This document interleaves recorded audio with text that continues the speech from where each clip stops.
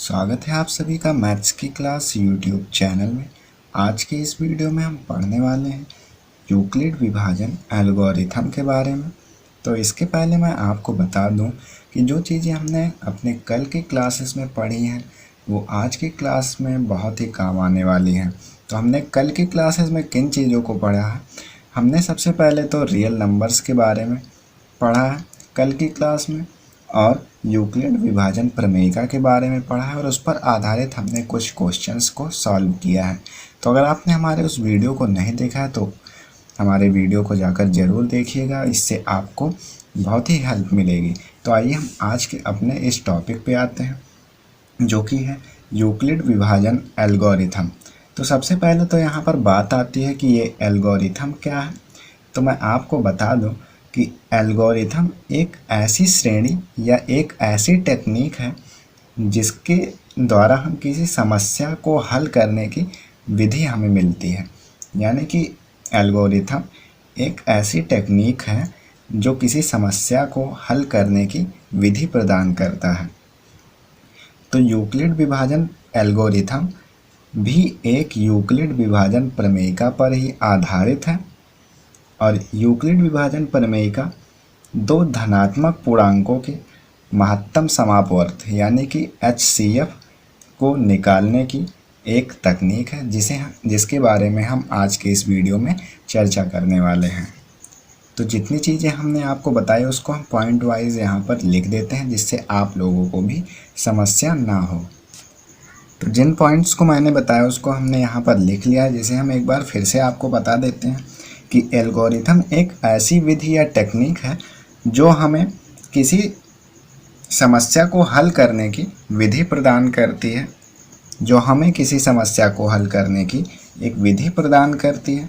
Euclid विभाजन algorithm Euclid विभाजन प्रमेयिका का ही एक स्वरूप है और इसके द्वारा हम किन्हीं दो धनात्मक पूर्णांकों का महत्तम समापवर्त निकाल सकते हैं, यानी कि हाईएस्ट कॉमन फैक्टर। तो हम हाईएस्ट कॉमन फैक्टर को कैसे परिकलित कर सकते हैं इसके बारे में हम नीचे चर्चा करते हैं। तो आइए हम जान लेते हैं हम किस प्रकार से महत्तम समापवर्त निकालने वाले हैं। तो सबसे पहले तो हम दो धनात्मक पूर्णांकों को मानेंगे। तो यहाँ पर हम लिख लेते हैं माना दो धनात्मक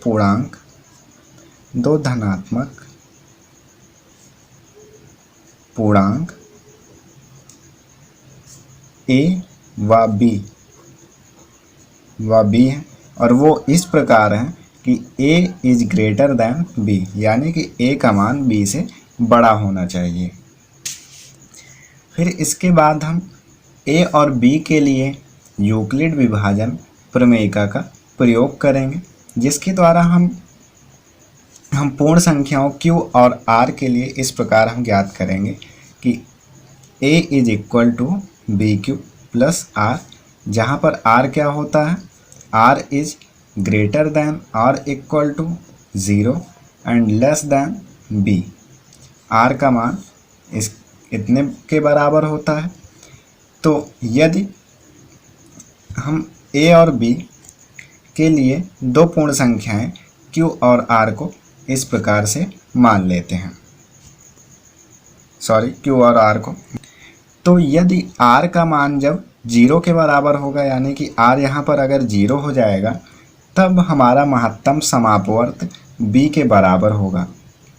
यानी कि जब R हमारा 0 हो जाएगा, ये 0 हो जाएगा, तो हमारा महत्तम समापवर्त B के बराबर होगा। और यदि R का मान 0 नहीं होता है तब हम यूक्लिड विभाजन प्रमेयिका का पुनः प्रयोग करते हैं B और R के लिए। तो हम कैसे इसका प्रयोग करने वाले हैं आइए हम जान लेते हैं कुछ एग्जाम्पल्स के द्वारा। तो यदि हमसे कहा जाए कि 135 और 225 का HCF ज्ञात कीजिए, तब हम क्या करेंगे, इसी प्रमेयिका का प्रयोग करेंगे यूक्लिड विभाजन एल्गोरिथम का। तो हम सबसे पहले दो पूर्णांक A और B मानेंगे, जहाँ पर A बड़ा होगा B से। तो इसमें इन दोनों में कौन बड़ा है, तो ये वाला बड़ा है 225, तो हम इसको a मान लेंगे, a इज इक्वल टू 225 और b इज इक्वल टू 135। अब हम यूक्लिड विभाजन प्रमेयिका के फार्मूले का यूज़ करेंगे यहाँ पर, जो a is equal to B Q plus R होता है, यानी कि जहाँ r का मान r बड़ा और बराबर होता है 0 से और b से छोटा होता है। और इस प्रकार से हम a और b को कुछ इस प्रकार से भी लिख सकते हैं, 225 इज ग्रेटर देन 135। फिर हम इसको हम फार्मूले में रख देंगे, यानी कि 225 इज इक्वल टू 135, यानी कि इसमें कितनी बार गुणा कर दिया जाए कि या इसके बराबर हो जाए, यानी कि हम भाग करके देख लेते हैं। यहाँ पर 225 में हम 135 से भाग करेंगे, तो इसमें 135 की अगर आप टेबल को पढ़ेंगे, 2 बार इसका गुणा करेंगे तो ये 270 के करीब आएगा, जो कि इससे ज़्यादा हो जाएगा। तो यहाँ पर भाग एक ही बार जाएगा, तो 135, 5 में से 5 गए तो 0, और यहाँ पर 12 में से 3 गई तो 9, और 1 में से 1 गए तो 0। तो यहाँ पर शेषफल आपका क्या बचेगा, 90 बचेगा, और भागफल होगा 1। तो यहाँ पर 1 से गुणा कर देंगे और प्लस शेषफल हम लिख देंगे 90। फिर इसके बाद का स्टेप क्या है, यहाँ पर तो r 0 के बराबर हुआ ही नहीं, तो यहाँ पर हम b और r का प्रयोग करके पुनः से हम इसी प्रक्रिया को दोहराएंगे, यानी कि जो यहाँ पर भागफल है उसको हम यहाँ बराबर की तरफ लिखेंगे और शेषफल का हम पहाड़ा पढ़ेंगे। तो यहाँ पर भागफल क्या है, 135 है, और इज इक्वल टू 90, यहाँ पर शेषफल तक था तो 90 का हम पहाड़ा पढ़ेंगे, तो 90 का हम भाग देंगे 135 में, तो 90 का भाग देंगे तो एक ही बार जाएगा और बचेगा क्या, 45। तो इस प्रकार से गुणे 1 प्लस 45। तो हम दूसरे पेज में चलते हैं। तो पिछले पेज में जो कुछ भी बचा था उसको हमने यहाँ पर लिख लिया है, यानी कि वहाँ पर भाजक था 135, तो यहाँ पर हमने उसको भाज्य कर लिया है, यानी कि 135 इज इक्वल टू शेषफल वहाँ पे 90 था, तो 90 का पहाड़ा एक बार और शेषफल क्या बचा, 45। तो यहाँ पर हम इसको फिर से दोहराएंगे, यानी कि हम 90 को हम भाज्य कर देंगे, क्योंकि यहाँ पर शेषफल 0 नहीं हुआ है, और हमें यह प्रक्रिया तब तक दोहरानी रहती है जब तक शेषफल 0 ना हो जाए। तो यहाँ पर भाजक यानी कि 90 इज इक्वल टू शेषफल यानी कि 45। तो 45 का 19 में पहाड़ा कितनी बार जाएगा, तो 2 बार जाएगा। 2 बार जब पहाड़ा जाएगा तो शेषफल कितना आएगा, 0 आ जाएगा। तो यहाँ पर ये 0 अब हो चुका है, तो यहाँ पर शेषफल अब 0 हो चुका है। तो यहाँ पर इसमें जो भाजक होगा वही इसका एचसीएफ होगा। तो भाजक क्या है, यहाँ पर 45 है, यानी कि A is equal to B Q plus R. तो यहाँ पर B के स्थान पर 45 है, यानी कि यह एचसीएफ इज इक्वल टू 45, यानी कि 225 और 135 का एचसीएफ होगा 45। यही हमें ज्ञात करना था, जिसको हमने ज्ञात कर लिया है। तो आइए हम अपने नेक्स्ट एग्जाम्पल पर भी चलते हैं। तो यहाँ पर हमें 420 और 130 का एचसीएफ ज्ञात करना है। तो इसके लिए सबसे पहले हम 2 पूर्णांक A और B को मानेंगे। तो माना 2 पूर्णांक A व B हैं, और किस प्रकार से हैं, A is greater then B। तो इसमें से बड़ा क्या है, 420 इज ग्रेटर दैन 130। तो जिसे हम इस प्रकार भी लिख सकते हैं, 420 इज इक्वल टू 130 गुणे Q प्लस R। तो हम अगला स्टेप किस प्रकार से करने वाले हैं, तो हम 130 का इसमें भाग देंगे। तो 420 और यहाँ पर 130 का भाग जब देंगे तो ये कितनी बार इसका पहाड़ा जाएगा इसमें, तो 130 दूना 260 और 130 तिया 390, यानी कि 13 का पहाड़ा अगर आप सिंपली पढ़ लें तो 13 दूनी 26, 13 तिया 39। तो 13 तिया 39 और 13 चौका 52, जो कि 52 जो है ज़्यादा हो जा रहा है, इसलिए हम 3 बार ही ले जाएंगे। तो 390, 0 में से 0 गए 0 और 12 में से 9 गए तो 3, और यहाँ पर कुछ नहीं बचेगा, यानी कि 30 शेषफल बचेगा, जिसे हम इस प्रकार से लिखने वाले हैं, 420 इज इक्वल टू 130 गुणे 3 और प्लस 30। तो अब यहाँ का जो भाजक होगा वो यहाँ पर बराबर में लिखा जाएगा 130 इज इक्वल टू यहाँ का जो शेषफल होगा, अब इसका इसमें भाग जाएगा, यानी शेषफल कितना है 30 है। तो हम 130 में 30 का भाग करने वाले हैं, तो 30 का 130 में भाग करेंगे तो 4 बार जाएगा, क्योंकि 3 चौक 12, तो 120 यहाँ पे हो जाएगा और बचेगा क्या 10 बचेगा। तो हम इसे 30 गुणे 4 और प्लस 10 लिख सकते हैं। फिर अब नेक्स्ट स्टेप फिर से यही फॉलो करना है, यानी कि यहाँ का जो भाजक होगा उसको हम यहाँ पर लिखने वाले हैं और यहाँ का जो शेषफल होगा उसे हम गुणक में यानी कि भाजक के रूप में लिखने वाले हैं। 10 गुणे 10 का पहाड़ा कितनी बार जाएगा 3 बार जाएगा, तो शेषफल क्या बचेगा 0 बचेगा। अब चूँकि हम जानते हैं कि जब शेषफल 0 हो जाता है तो हमारा जो भाजक होता है वही हमारा HCF भी होता है, इसलिए यहाँ पर भाजक क्या है 10 है, यहाँ पर भाजक है, इसलिए 420 और 130 का HCF क्या हो जाएगा 10 हो जाएगा। ठीक है ना।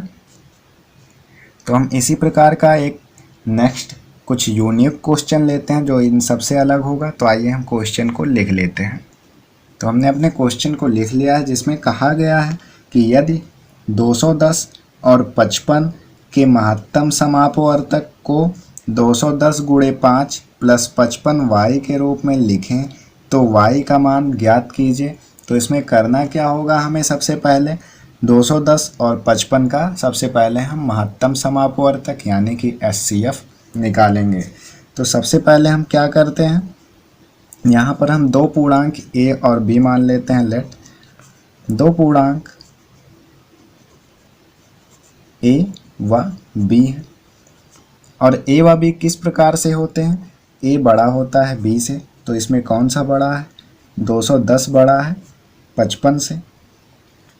तो यहाँ पर हम फार्मूले का प्रयोग करेंगे यानी कि यूक्लिड विभाजन प्रमेयिका का, a is equal to B Q plus R, जहाँ पर r का मान क्या होता है 0 is less than r equal to r is less than b, यानी कि r का मान 0 से बड़ा या बराबर और b से छोटा होता है।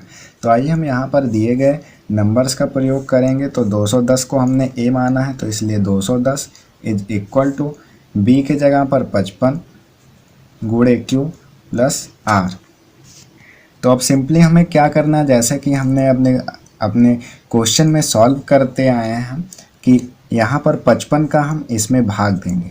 तो 210 में हम 55 का भाग देने वाले हैं। तो 55 का पहाड़ा कितनी बार जाएगा 4 बार जाएगा।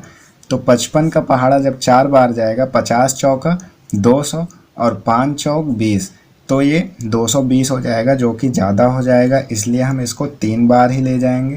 तो 3 बार जब ले जाएंगे तो क्या होगा 3 पचे 15 के 5 हासिल आई 1, 3 पचे 15 और 1 16। अब हम इसे घटा लेंगे तो 10 में से 5 गए तो 5 और 10 में से 6 गए तो 4, यानी कि यहाँ पर 45 बचेगा और यही हमारा शेषफल हो जाएगा, जिसे हम इस प्रकार से लिखेंगे 210 इज इक्वल टू 55 गुणे 3 और प्लस शेषफल क्या बचेगा 45। तो हम अपने नेक्स्ट स्टेप के बारे में जानते हैं। जो हमारा भाजक होता है उसको हम भाज्य के रूप में लिखते हैं, यानी कि 55 भाज्य के रूप में लिखते हैं, और फिर जो हमारा शेषफल होता है उसे हम भाजक के रूप में लिखते हैं, यानी कि b के रूप में। तो यहाँ पर 45, तो भाज्य कहाँ पे लिखा जाता है, भाज्य बीच में लिखा जाता है, तो भाज्य यहाँ पर हमने बीच में लिखा। और हमारा जो शेषफल था वो यहाँ पर अब भाजक का काम करेगा, यानी कि भाजक यहाँ पे लिखा जाता है।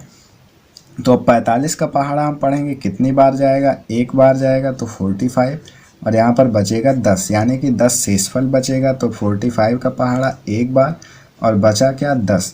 तो यहाँ पर हम फिर से अपने नेक्स्ट स्टेप को दोहराएंगे। तो यहाँ पर 45 बचा था भाजक, तो इसे हम भाज्य के रूप में लिखेंगे, यानी 45 इज इक्वल टू, अब यहाँ पे r बचा था यानी शेषफल बचा था 10, तो हम 10 का पहाड़ा कितनी बार ले जाएंगे 45 में 4 बार लेके जाएंगे। तो 10 चौक 40 और शेषफल क्या बचेगा 5 बचेगा। तो फिर अब यहाँ पर भाजक क्या है, 10 है, तो यहाँ पर हम 10 लिखेंगे। और शेषफल क्या था, 5 था, तो 5, और इसका पहाड़ा कितनी बार जाएगा, 2 बार जाएगा, और शेषफल कितना आएगा, 0 आ जाएगा। तो अब हमारा शेषफल 0 आ चुका है, तो इसलिए हमारा जो भाजक होगा वही HCF होगा, यानी कि 210 और 55 का HCF बराबर है 5 के। और हमें यह भी कहा गया है कि 210 गुणे 5 प्लस 55 बटे y हमारा महत्तम समापवर्तक के रूप में लिखा गया है। तो यानी कि यह 5 बराबर होगा 210 गुणे 5 प्लस 55 y के। तो हम इसे हम पक्षांतर कर लेंगे, या गुणा करके हम पक्षांतर कर लेंगे। तो यहाँ पर सबसे पहले हम गुणा कर लेते हैं, चाहे यहाँ से गुणा करके इसको इधर पक्षांतर करें या पहले बिना गुणा करे पक्षांतर करें, कोई बात नहीं, बात वही पड़ेगी। तो 5 0 0 हो गया, 5 1 5, 5 2 10 और प्लस 55 y। अब इसे हम पक्षांतर कर लेते हैं। तो 5 - 10 50 इज इक्वल टू 55 y। और फिर यहाँ से हम 5 को घटा देंगे, तो -10 45 यहाँ पर बचेगा बराबर 55 y। तो y यहाँ पर जब बचेगा तो ये गुणे में है, ये इधर भाग में चला जाएगा। तो -10 45 upon 55 is equal to y। तो यहाँ पर हम 5 से इसको काट लेंगे, 5 1 5, 5 1 5, फिर 5 2 10, 0 5 9 45। फिर 1 से इसको काटेंगे तो 1 1 1, फिर यहाँ पे 9 बच जाएगा तो 99 हो जाएगा, 11 9 99। और यहाँ पे माइनस का चिन्ह था तो यहाँ पे माइनस, यानी कि y इज इक्वल टू -90। यानी कि हमें यहाँ पर y का मान ज्ञात करने के लिए पूछा गया था, तो y का मान हो गया -19। तो हम मिलते हैं अपने नेक्स्ट वीडियो में इसी के अगले टॉपिक के साथ। तो अगर आपको हमारी वीडियो पसंद आई हो तो वीडियो को लाइक करिएगा, और अगर आप हमारे चैनल पर नए हैं तो चैनल को सब्सक्राइब करके नोटिफिकेशन बेल को ऑन कर लीजिएगा, जिससे कि हमारे और भी वीडियोस की नोटिफिकेशन आपको सबसे पहले मिल सके।